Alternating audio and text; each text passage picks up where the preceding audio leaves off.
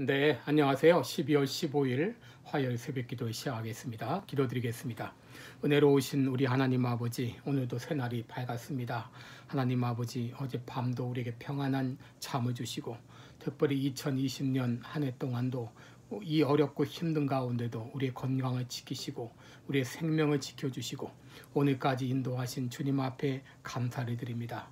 이제 주님 오신 성탄절을 앞에 두고 주님의 오심을 맞이하며 하루하루를 경건하게 지내는 우리 모두가 되게 주옵소서. 오늘 하루도 주님 앞에 온전히 의탁하옵고 예수님의 이름으로 기도드리옵나이다. 아멘. 네, 찬송가 552장입니다. 아침에 가돋을 때. 예전 찬송가는 358장입니다. 552장 아침에 가돋을 때 같이 부르겠습니다.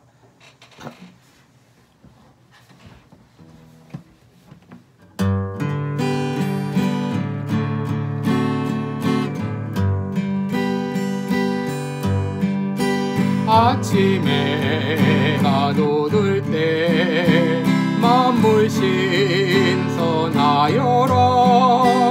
나도 세상 지낼 때 햇빛 되게 하소서.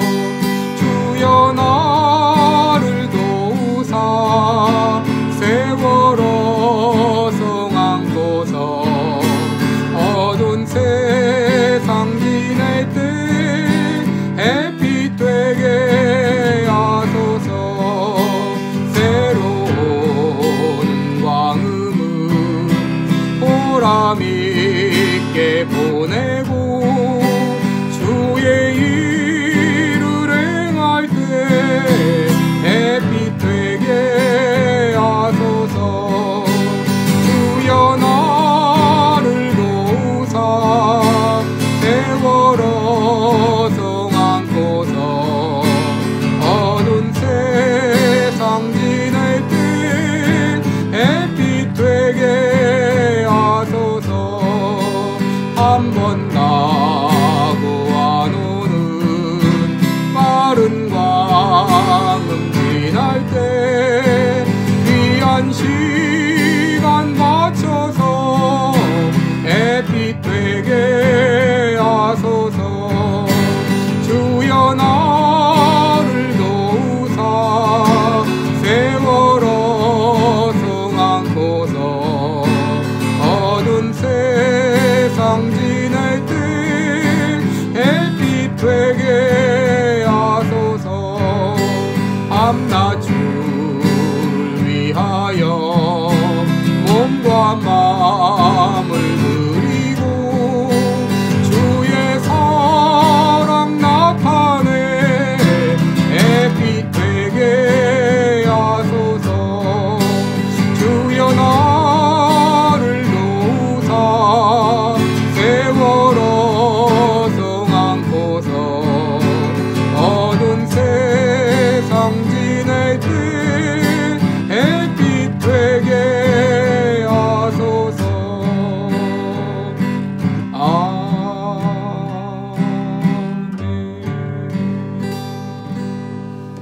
아멘. 네, 오늘 같이 보실 말씀은 디모데전서 4장 1절로 15절이 되겠습니다. 디모데전서 4장 1절로 5절까지입니다. 6절까지 보겠습니다.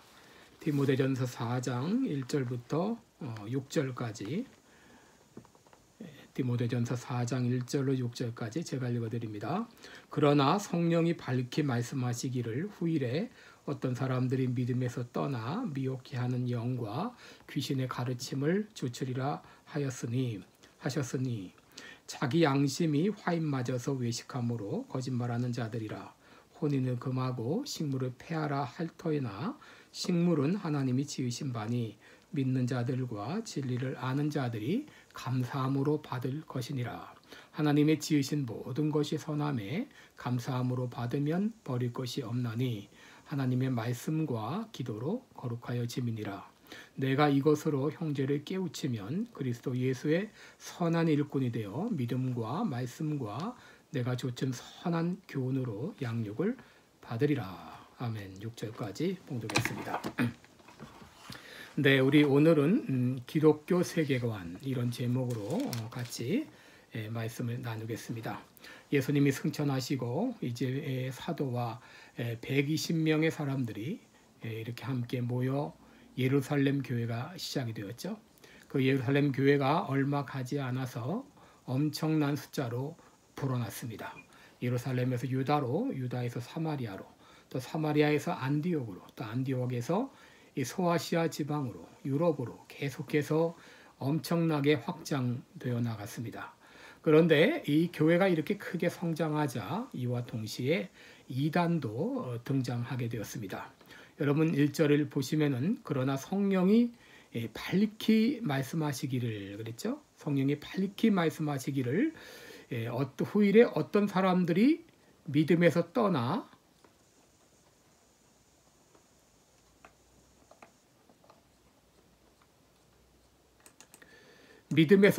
미혹해하는 영과 귀신의 가르침을 조추리라 이렇게 했습니다. 여러분 사도 바울은 지금 자신이 말하고 있는 것은 성령께서 밝히 말씀해 주신 것이라 이렇게 말하고 있습니다. 바로 그것은 시간이 지나게 되면 믿음에서 떠나 미혹해하는 영과 귀신의 가르침을 따르는 이런 사람들이 나타난다고 하는 것입니다. 바로 그의 말대로 실제로 시간이 지나면서 잘못된 가르침을 따르는 사람들이 나타났습니다. 여러분 여기 미혹해하는 영이 누구입니까? 바로 사단입니다. 마태복음 4장 3절에 보면 사단은 시험하는 자라 그랬고 또 요한복음 8장 44절에 거짓의 아비라 그랬습니다.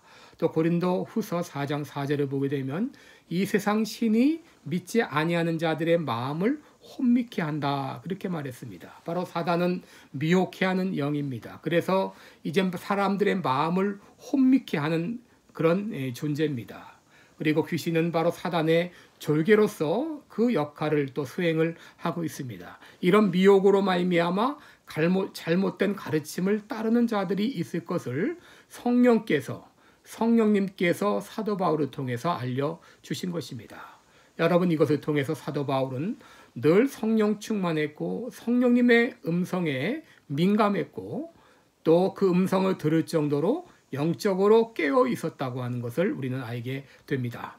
여러분 우리가 영적 전쟁에서 승리하는 방법은 늘 성령 충만하여 깨어 있는 것입니다. 그래야 사단과의 영적 전쟁에서 승리할 수가 있습니다. 실제로 에베소 교회에는 미혹해 하는 영과 귀신의 가르침을 따르는 사람들이 있었습니다. 그래서 사도 바울은 디모데를 에베소 교회에 남겨두어 이들을 지도하도록 한 것입니다. 여러분 당시 에베소 교회에는 두 가지 이단이 있었는데 첫째는 율법주의입니다. 2절에 보시면 자기 양심이 화인 맞아서 외식함으로 거짓말하는 자들이라 그렇게 말을 했습니다. 여러분 이들이 거짓말을 하는 이유가 무엇입니까? 바로 양심이 화인 맞았기 때문입니다. 이 화인 맞았다고 하는 것은 불에 지져서 이 감각이 없어질 정도가 되었다 그런 말입니다. 여러분 이는 율법주의자를 의미하는 것으로 보입니다. 여러분 율법주의가 무엇입니까? 예수 믿는 것만으로는 구원 얻을 수가 없고 할례를 받아야 되고 또 율법을 준수해야지 구원받는다고 주장했던 사람들입니다. 여러분 이들이 늘 율법의 준수를 주장하지만 자기 스스로도 율법을 준수하지 못할 때가 많습니다. 그러다 보니까 사람 앞에서는 마치 율법을 준수하는 것처럼 외식하는 행동을 하게 됩니다. 이것이 오래가다 보면 마치 양심이 화인 맞은 것 같아서 거짓말을 해도 거짓말 같지 않고 느끼지 못하는 그런 상황까지 가게 된다고 하는 것입니다. 여러분 이런 율법주의자들이 바로 에베소 교회에 침투해 있습니다. 두 번째의 이단은 바로 영지주의입니다. 여러분 영지주의는 유대교와 기독교에서 유래한 것으로 보이는데 이들은 신비적인 지식을 얻어야 구원을 얻을 수 있다 그렇게 주장한 사람들입니다. 여러분 3절을 보시면 혼인을 금하고 식물을 폐하라 할 터이나 라고 했는데 여러분 이것은 금욕주의자들의 주장입니다. 금욕주의가 무엇입니까? 문자 그대로 말하면 욕심을 금하는 것입니다. 여러분 욕심을 금하는 것 그리스도인들에게 있어서도 어떤 절제의 삶이 필요합니다. 그런데 절제가 지나쳐서 이것을 율법적으로 금하게 되면 문제입니다. 더 나아가서 이제 결혼도 하면 안 되고 고기를 먹어서도 안 된다. 그렇게 주장하는 것입니다. 그런데 이 금욕주의의 뿌리가 영지주의라고 말할 수 있습니다. 여러분, 영지주의는 주 1세기에서 3세기까지 크게 퍼졌던 이단인데 그들의 대표적인 주장 중에 하나가 바로 영육 이원론입니다. 이원론. 그들은 이원론을 통해서 영은 선하지만 육은 악하다. 그렇게 말합니다. 눈에 보이는 세계는 악하다. 눈에 보이지 않는 세계는 선하지만 눈에 보이는 세계는 악하다. 그렇게 주장을 했습니다. 그러다 보니까 예수님이 육신으로 오신 것도 부정하게 되고 예수님이 육신적으로 부활하신 것도 부정하게 됩니다. 왜냐하면 육신은 악한 것이기 때문입니다. 어떻게 선하신 예수님이 악한 육을 입고 오실 수가 있느냐 하는 것입니다. 이에 대해서 사도 요한은 요한에서 4장 3절에서 예수께서 육신으로 오신 것을 시인하지 아니하는 영은 하나님께 속하지 않았다라고 분명히 말했습니다. 오늘 본문에서 사도 바울 역시 식물을 폐하라고 주장하는 사람들에 대해서 반박을 합니다. 3절에 보시면 식물은 하나님이 지으신 바니 믿는 자들과 진리를 아는 자들이 감사함으로 받을 것이니라. 하나님이 지으신 모든 것이 선함에 감사함으로 받으면 버릴 것이 없나니 하나님의 말씀과 기도로 거룩하여 지민이라 라고 말하므로 눈에 보이는 물질 세계를 악하다고 주장하는 사람들을 반박을 했습니다. 여러분, 여기서 우리가 알아야 될 것이 바로 세계관입니다. 이 세계관이라고 하는 것은 세상을 어떤 시각으로 바라보는가 하는 것인데 여러분, 세상을 어떤 안목으로 바라보느냐에 따라서 여러분 우리의 삶이 완전히 달라집니다. 어떤 사람이 만약에 세상을 염세적으로 본다 그러면 그 사람은 세상 살맛이 나지 않을 겁니다. 여러분, 세계관에는 크게 세 가지 세계관이 있는데요. 첫째 세계관은 도피주의적인 세계관입니다. 이 도피주의적인 세계관은 세상은 근본적으로 악하기 때문에 그리스도인들은 세상을 떠나서 살아야 된다고 하는 것입니다. 세상은 그 악하기 때문에 공부도 필요 없고 일도 필요 없고 눈에 보이는 물질 세계를 악하게 보는 것입니다. 여러분, 영지주의, 금욕주의는 이런 모든 것들은 도피주의적 세계관에 입각해 있다고 볼 수 있습니다. 그래서 영지주의자들도 금욕주의자들도 혼인도 금하고 식물도 금해야 된다. 그렇게 주장한 것이죠. 둘째 세계관은 동화주의적 세계관 혹은 혼합주의적 세계관입니다. 동화주의적 세계관 혹은 혼합주의적 세계관. 여러분, 이 세계관은 교회와 세상은 하나라고 주장하는 거예요. 세상이 교회고 교회가 세상이라고 말합니다. 세상과 교회는 크게 구별되지 않다고 말하는 것입니다. 이 세계관은 선악의 구별도 없고 더 나아가서 구원의 길은 다양하다고 하는 종교다원주의로 나가게 되고 또 포스트 모더니즘으로 나가게 됩니다. 그리고 어떤 사람은 세상살이가 너무나 힘드니까 그저 적당히 타협하고 동화되어 살라고 그렇게 말합니다. 이것이 바로 동화주의적 세계관입니다.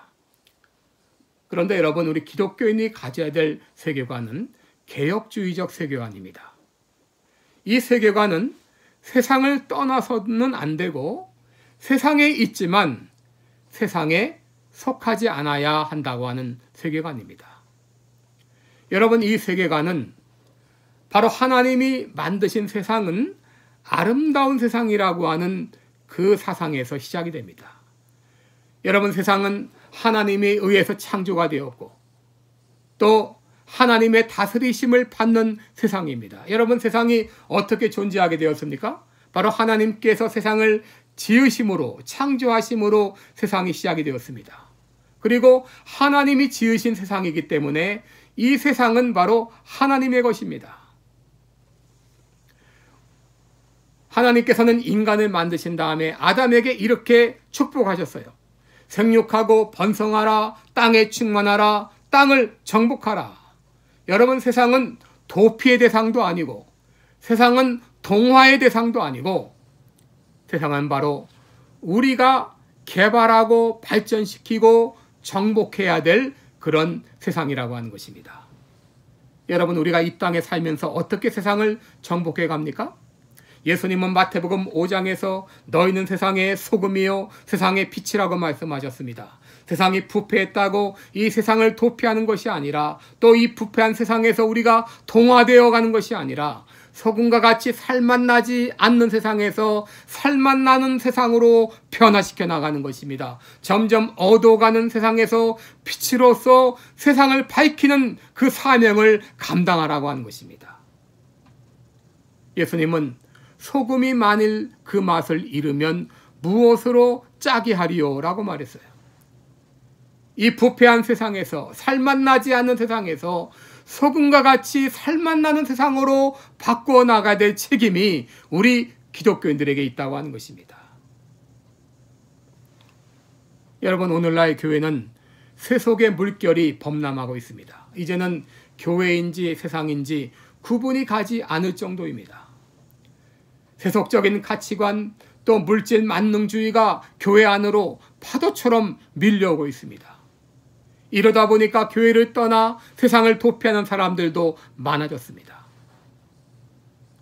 그러나 주님께서는 우리에게 분명히 말씀하십니다. 요한복음 17장 18절에 아버지께서 나를 세상에 보내신 것 같이 나도 너희를 세상에 보내노라. 여러분, 우리 모든 그리스도인들은 주님으로부터 이 땅에 파송받은 선교사들입니다.